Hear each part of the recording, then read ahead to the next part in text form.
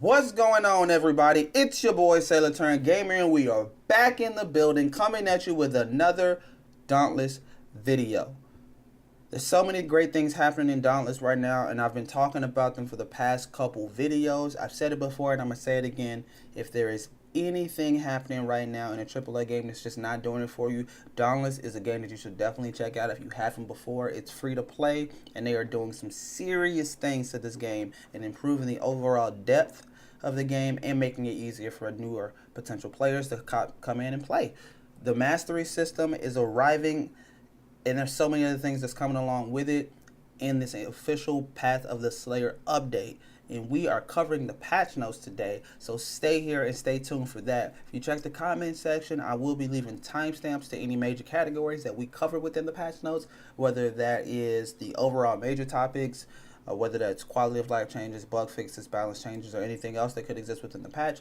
Be sure to stay below for that, and I'll have timestamps directly for that. Also, towards the end of the video, I will be putting a ViDoc that Phoenix Labs actually put out today, where they went through and they covered a lot of the stuff within the update that we can expect, and they showed a little bit of footage from some of the cool things that will be coming within the update. So if you want to check out that ViDoc because you guys haven't seen it, then be sure to stay towards the end of the video for that as well. Well, and with that being said, stay here and you will forever and officially be up to date on the latest in Dauntless. You guys know the deal. We got patch notes, we got community Q&A, roundups, news and updates, educational videos, and a whole lot more. We got a lot of dope stuff coming down the pipeline for Dauntless, so definitely stay tuned. Give us a sub and join the fleet. If you enjoy the video, please like it and share it. It gives more people an opportunity to get their hands on this content and know more about the game and know more about Sailor Turn Gamer. And with that being said, finally, let's get into these patch notes, shall we?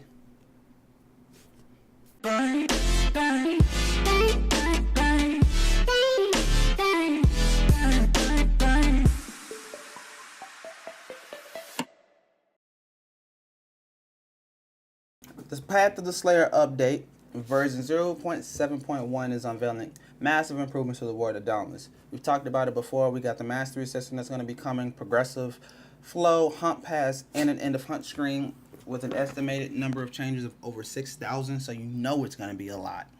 So we're just going to cover some of the newer things that's going to be coming to Dauntless. We've talked about them before, but let's go over it one more time. We have the mastery system. The master objectives, they're going to be able to prove your skill and be rewarded for this system that's going to be in place. You can look for your mastery system within the main menu, and if you're using the keyboard, you can activate that by pressing N. Mastery messages, Slayers are going to be able to see a brief pop-up message when unlocking a mastery core or completing a mastery objective. There's going to be alternate weapon specials, which is awesome. The Mighty Landbreaker, which is going to be the special for the hammer. Ardent Cyclone is for the sword. Savage Wellspring is for the Warpike, and Cruel Rift Strike is for the Chain Blades, which can now be unlocked through the mastery system. Alternate specials for the Axe and Repeater are in the works, and they're going to arrive in a later patch, so people like me who main repeaters and you axe lovers out there, you guys are going to have to wait a bit. So deal with that as it may, but when it comes, it's going to be super awesome. As far as the hammer, sword, warpike, and chain blades, you guys can stay tuned towards the end of the video. And that ViDoc, they actually showed off all 4 of those, so that's going to be really awesome. Stay tuned and be able to check those out. We're going to have weapon mods. With the weapon mods, these are going to work as like combat modifiers that you can unlock also through the mastery system, and you can equip them on your loadout screen. It's really going to revolutionize the way builds work within the game, so that's going to be awesome to see. The progression flow is going to officially change as well. Slayers are going to experience a new quest flow, new quests, and a bunch of other quality of life improvements as they move from the sheltered frontier to the depths of Maelstrom.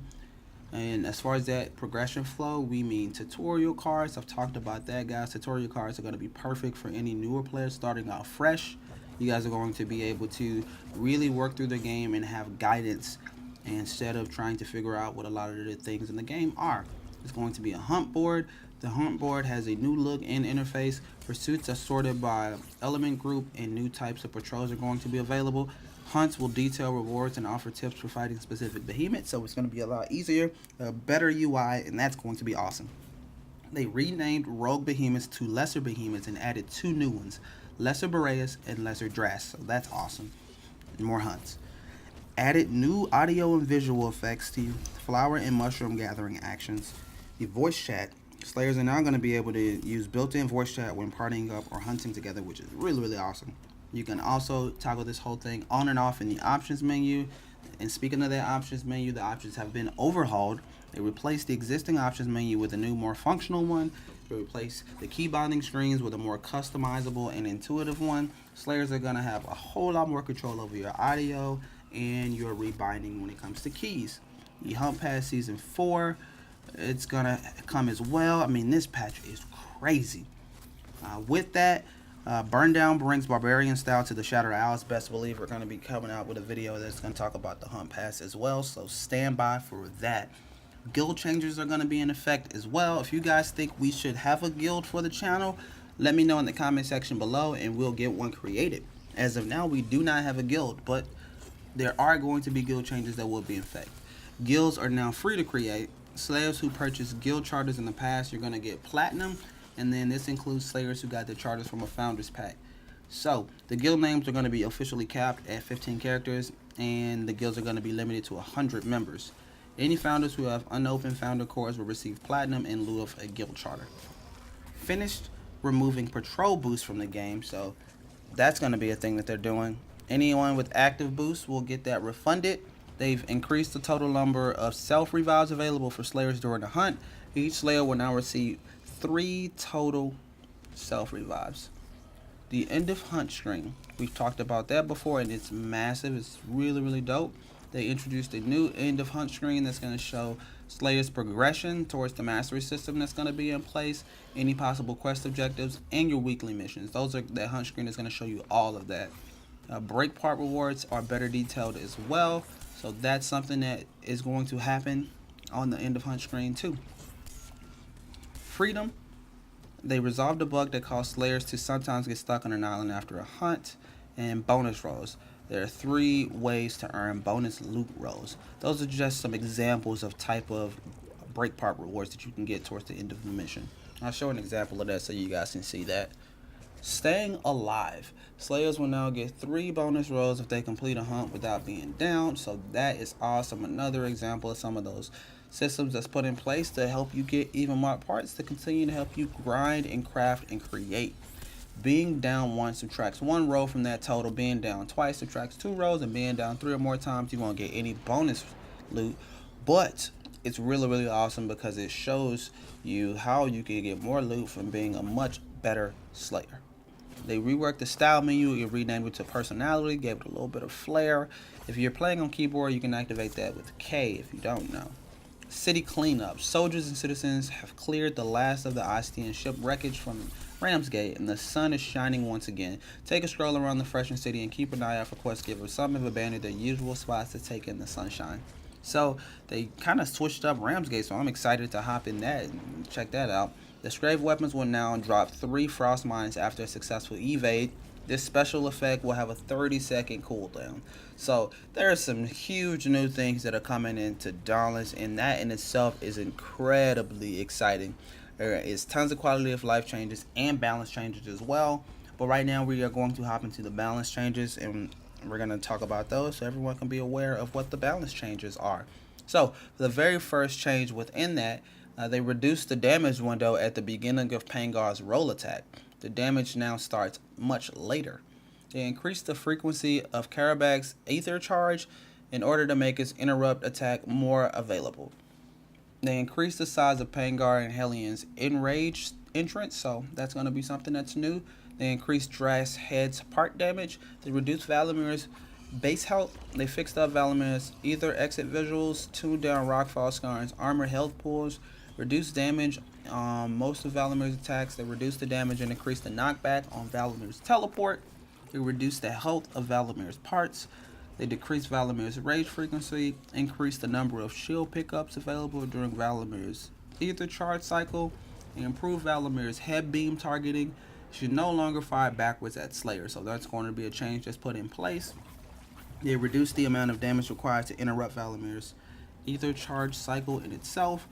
Updated hint text for interrupt mechanics. Increase the frequency of Stormclaw's fence placement. There's so many changes, guys. There's a lot. So be sure to check these patch notes out. I'm going to leave a link in the description as well, because there's tons of quality of life changes that are put in place too. So if you guys want to see these verbatim, you guys can check them out as well. The Flight of Ruin, which is a thrown axe special, can now interrupt if the user is using weighted strikes +6, which is dope. Oh my god, you can now do interrupts with the special on the axe. That is awesome. It's an awesome change, guys. That is one of the best balance changes that I think has showed up in this patch so far. The Stormclaw Hammer will now provide Lantern Charge on hit instead of increased weapon meter gain. Non-heroic Koshai has a chance to drop rare break parts, and they tune down the part health of the Deadeye Quillshot Lemontail. And then the last thing for the balance changes is going to be a change to the Scarn. The Scarn will now regenerate armor on Fleet only after it re-entered its Ether Vent camo mode. What a change. So out of all of these balance changes, I'm going to say my favorite one definitely has to be that interrupting ability on the axe. I'm not an axe main. It's not my go-to weapon, but man, that is just fun. It's fun to use that special.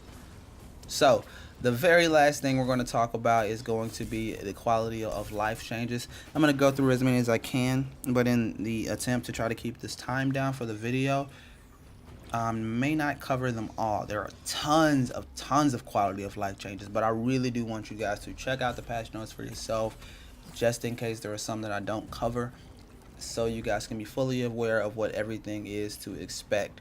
So for the very first quality of life change that exists, dire versions. Dire versions of gear have been removed and rolled into single pieces of gear for each behemoth. As part of this change, they've done a big pass on power and resistance balances, and they've raised all gear score to a possible +15.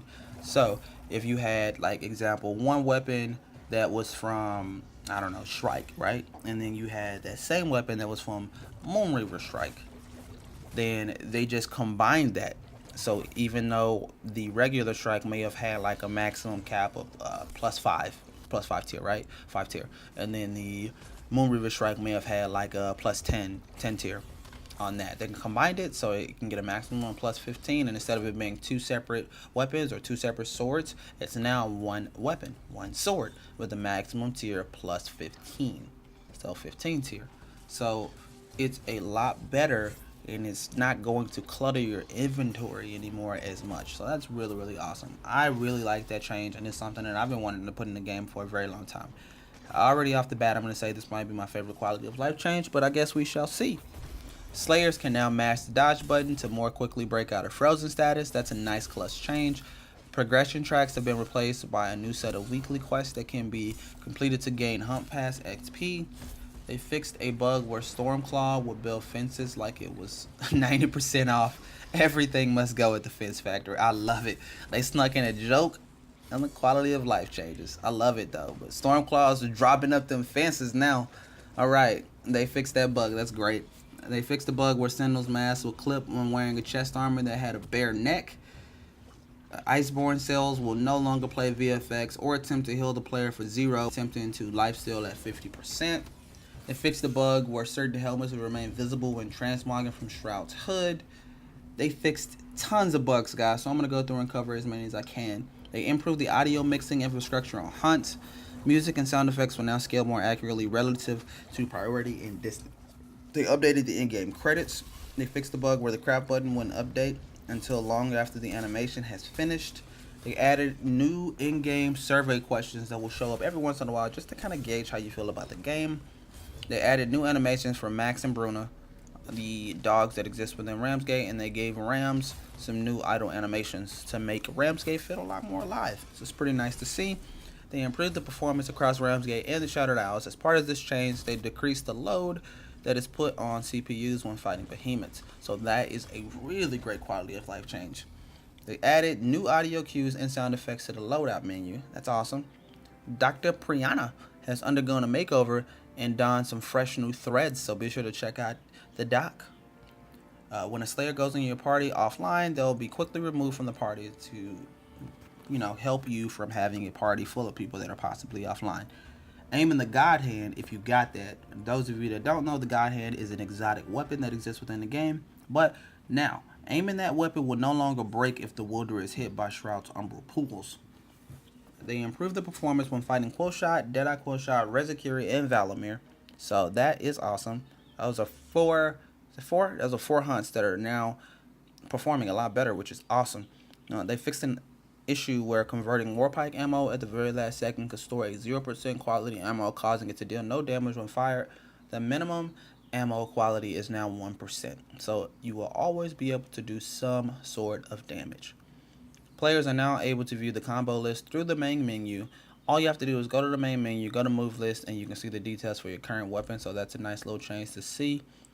Slayers that are playing on a 21:9 monitor will now be able to see more of their character in their loadout screen, so that's a nice little change there. There's tons of polishes that they put up in the game, including Embermane's Fire. They got a VFX change. They fixed the bug where interrupting Valamir wouldn't stop his VFX from actually being put in place. They renamed a number of break parts. It should now be much easier to identify which behemoth they came from, which is easier to be able to tell. There's so many VFX changes. Like I said, we talked about Embermane.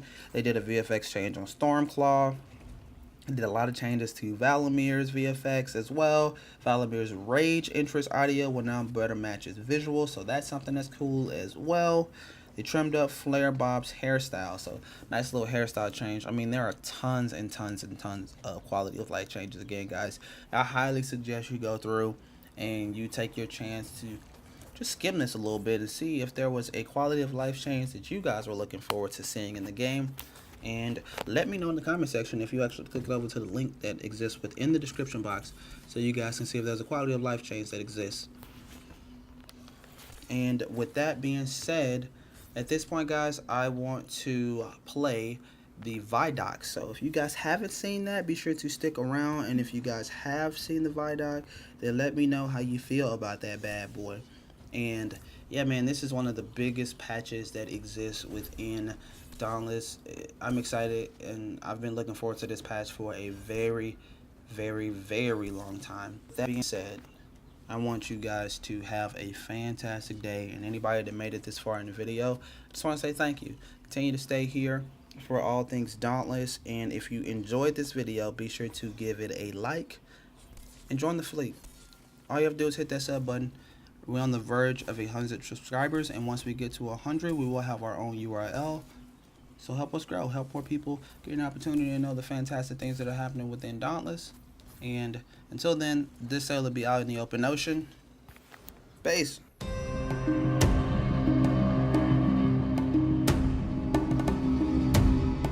Hello again, Slayers. Welcome to another Dauntless development update. I'm Community Manager Ruth Ann Bunhead-Wetberry, and we've got some very exciting updates to share with you. Path of the Slayer is our largest content update so far. Releasing soon, it's a massive patch with several features, including the Mastery System, a new way to hone your skills and unlock rewards. Updates to the hammer, pike, sword, and chain blades. Weapon customization options, and a significant overhaul to the core progression of Dauntless. As Dauntless players progress further into the game, we want to offer them a deeper gameplay experience. We've been working on a new mastery system that will better allow players of all levels to track and support their progress. We're providing ways to incentivize Slayers to build many different weapon and armor sets, giving you long-term goals with exciting rewards and injecting a strong sense of identity via unlockable combat customization. We're building this system with future content in mind, so you'll have lots of flexibility with Slayers for many hunts to come. Fans of the hammer, pike, sword, and chain blades will soon have some new and powerful attacks to master. Do you have the skills it takes to harness these new abilities?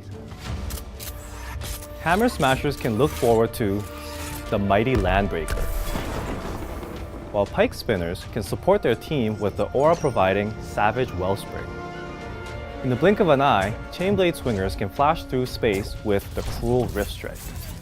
And not to be outdone, sword slashers can anticipate the dizzying Ardent Cyclone.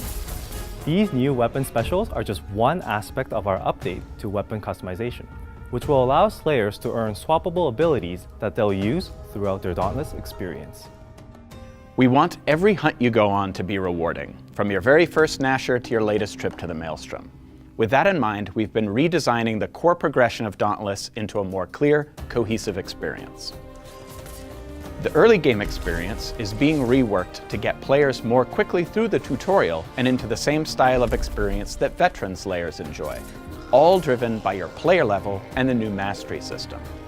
We're taking the two big parts of Dauntless and smashing them together into one fluid experience that takes the best of both.